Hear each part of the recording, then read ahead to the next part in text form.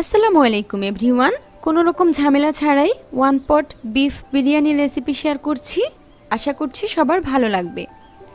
প্রথমেই পেঁয়াজের বেরেস্তা করে নেব। এর জন্য চুলায় একটা প্যানে হাফ কাপ তেল দিয়ে দিচ্ছি 1 কাপ পেঁয়াজ কুচি।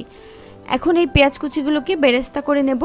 তো পেঁয়াজ কুচিগুলো বেরেস্তা করা হয়ে গিয়েছে, এগুলোকে তেল থেকে তুলে একটা সাইডে রেখে দিচ্ছি। এখন আমি বিরিয়ানি রান্নার জন্য এখানে 800 গ্রাম গরুর মাংস নিয়েছি। আপনারা চাইলে সেম রেসিপিতে খাসির মাংস ব্যবহার করতে পারবেন। এখন এর মধ্যে হাফ কাপ পেঁয়াজ কুচি দিয়ে দিচ্ছি 1 টেবিল চামচ করে আদা এবং রসুন বাটা। এখন দিয়ে দিচ্ছি 1 টেবিল চামচ জিরার গুঁড়া, হাফ টেবিল চামচ দিয়ে দিচ্ছি ধনিয়া গুঁড়া, 1 টেবিল চামচ দিয়ে দিচ্ছি লাল মরিচের গুঁড়া, হাফ টেবিল চামচ দিয়ে দিচ্ছি লবণ, 3 টেবিল চামচ দিয়ে দিচ্ছি রেডিমিক্স বিরিয়ানি মশলা। এখানে আপনারা যে কোনো ব্র্যান্ডের বিরিয়ানি মশলা ব্যবহার করতে পারবেন, আবার চাইলে ঘরে তৈরি বিরিয়ানি মশলাও ব্যবহার করতে পারবেন। দিয়ে দিচ্ছি হাফ কাপ টক দই।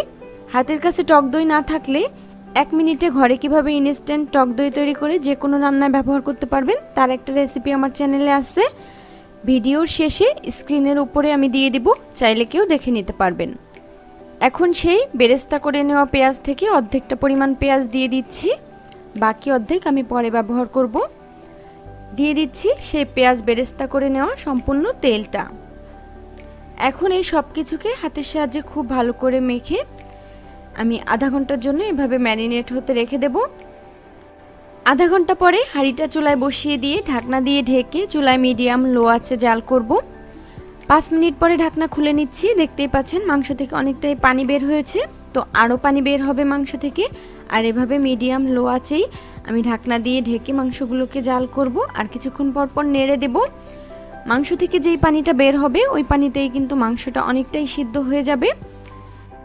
তো আমি বেশ অনেকটা সময় মাংসগুলোকে মিডিয়াম লো আঁচে জাল করেছি। দেখতেই পাচ্ছেন মাংস থেকে যেই পানিটা উঠেছিল সেটাও অলরেডি টেনে গিয়েছে আর মাংসটাও অনেকটাই সিদ্ধ হয়ে গিয়েছে।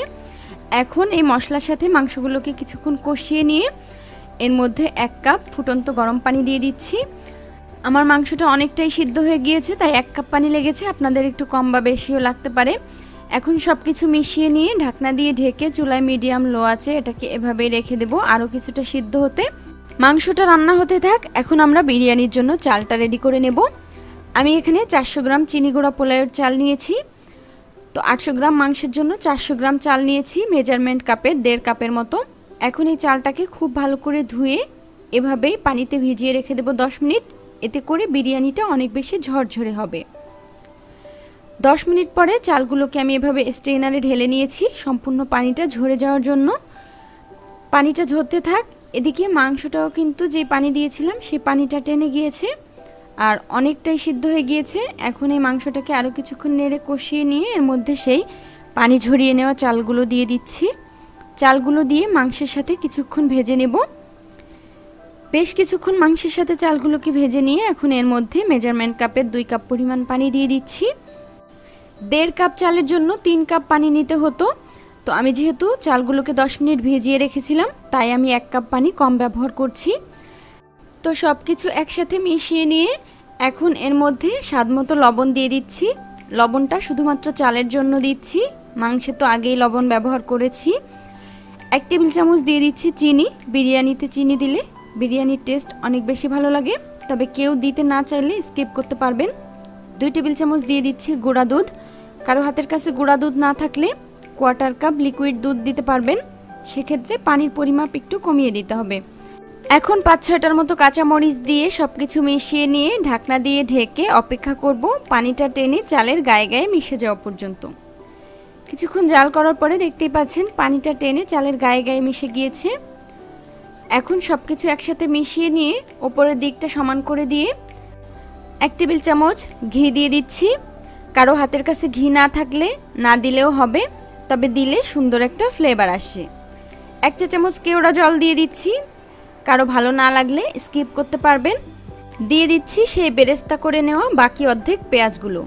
এখন ঢাকনা দিয়ে ঢেকে চুলার আঁচটা একেবারে লো করে দিয়ে এটাকে দমে রেখে দেব 10 মিনিট।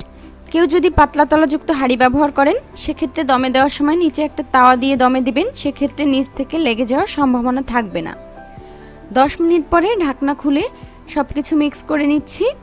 আর বিরিয়ানিটি কিন্তু অলরেডি হয়ে গিয়েছে। তো আমার কাছে মনে হচ্ছে সামান্য একটু চালটা সিদ্ধ বাকি রয়েছে, তাই আমি উপরের দিকটা আবারও সমান করে দিয়ে ঢাকনা দিয়ে ঢেকে আবারও 5 মিনিট দমে রেখে দিচ্ছি। চুলার আঁচটা একেবারে লো করে দিয়ে আবারও 5 মিনিট পরে ঢাকনা খুলে মিক্স করে নিচ্ছি। আর এ পর্যায়ে কিন্তু চালটা পারফেক্টভাবে সিদ্ধ হয়েছে এবং বিরিয়ানিটা অলরেডি হয়ে গিয়েছে। তো চুলা থেকে নামিয়ে সার্ভ করে নিচ্ছি। আমি আশা করছি আমার আজকের এই সহজ বিফ বিরিয়ানির রেসিপি আপনাদের ভালো লেগেছে। ভালো লাগলে ভিডিওতে একটা লাইক দিবেন এবং প্লিজ আমার চ্যানেলটি সাবস্ক্রাইব করে পাশে থাকবেন। সবাই অনেক বেশি ভালো থাকবেন। আল্লাহ হাফেজ।